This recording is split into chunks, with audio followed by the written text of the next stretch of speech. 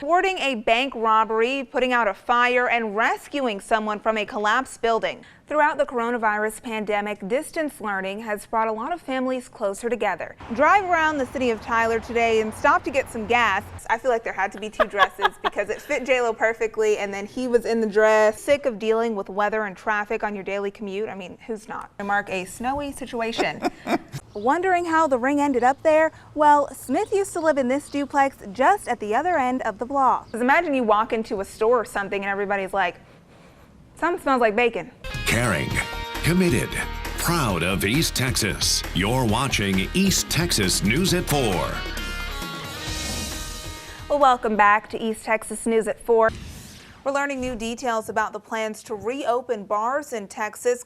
The legislation includes funding for community development block grants, road repairs, schools, and energy, as well as tax breaks for residents. Investigators say the suspect stabbed 3 people during a fight outside a bar. A follow-up tonight, officials are on week 3 of the search and investigation for a missing baby from Wells. We're told that the suspect was just arrested on 2 warrants, one for aggravated assault with a deadly weapon, the other for aggravated robbery. Tense moments in Midtown Manhattan as a man tried to scale the New York Times building. Abbott says Texans have been able to contain the spread of COVID-19. The Environmental Protection Agency is proposing a national drinking water standard. Facebook says it will remove some of President Trump's re-election campaign ads. Jennifer, we just spoke to Sergeant Justin Stockwell with the Smith County Sheriff's Office.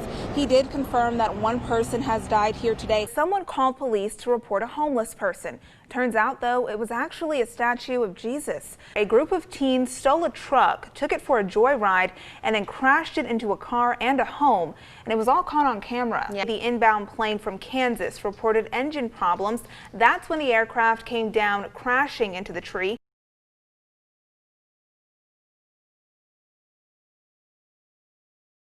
Nick Sweet spends most of his time searching. 1979 penny. Along the many roads he's walked, metal detector in hand, he's made a few interesting discoveries. Last May, I found a lady's wedding ring that was lost. But Sweet says what he dug up this week on South Donnybrook in Tyler is one of his most meaningful finds yet. He uncovered a Robert E. Lee High School class ring from. Sweet then did some more digging online, reaching out on Facebook in a post that was shared over 1,000 times. I'm a big advocate on it's not mine, so find the owner and do whatever you can. And as luck would have it, Travis Smith, the ring's rightful owner, commented on the post. I lost it, 45 years ago, so you pretty much have given up all hope of ever finding it again. And I find out that this guy finds it, it's just unbelievable almost.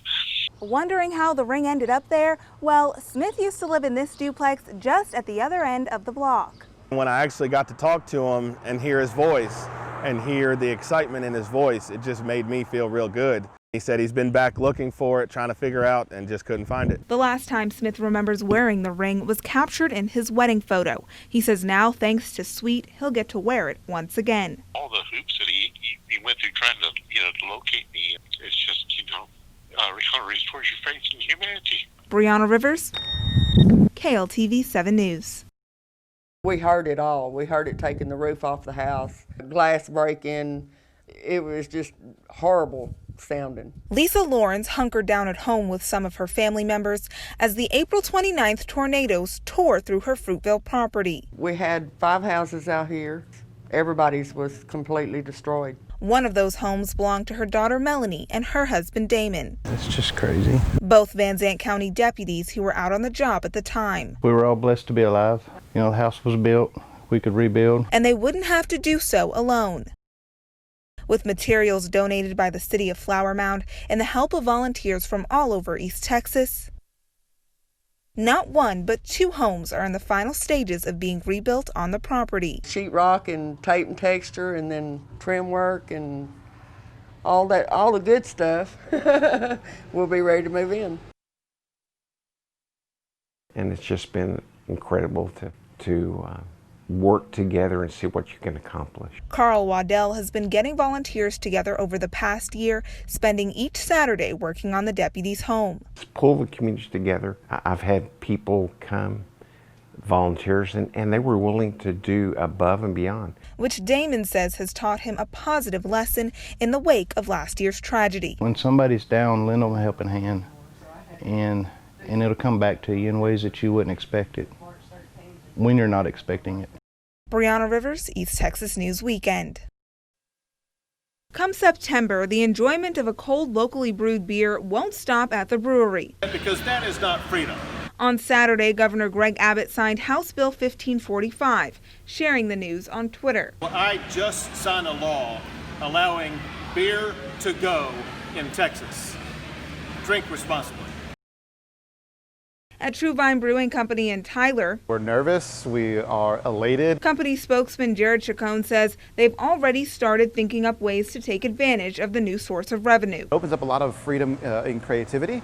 We can now release beers knowing that these beers will move a lot faster to the consumer because they can take them directly home with them. Chacon says he also anticipates a widespread economic impact. Craft beer in Texas is in the billions, adding to the economy across Texas.